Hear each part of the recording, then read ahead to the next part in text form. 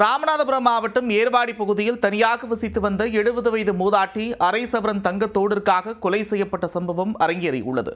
மூதாட்டியை கொன்று நகையை திருடிச் சென்ற நபர் சிக்குவாரா?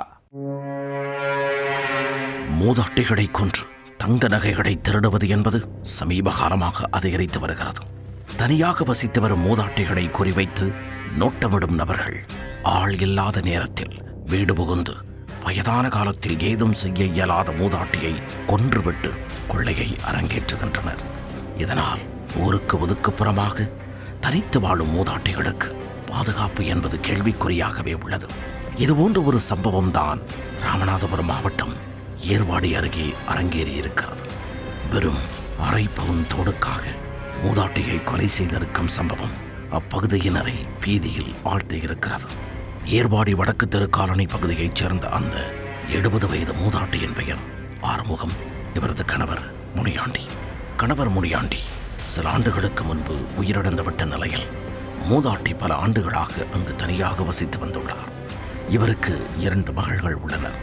ஒரு மகள் வெளியூரிலும் மற்றொரு மகள் ஏர்வாடியிலும் வசித்து வருகின்றனர். ஏர்வாடியில் வசித்து வரும் மூதாட்டியின் மகள் வியாழக்கிழமை இரவு உணவு கொடுத்துவிட்டு சென்றுள்ளார்.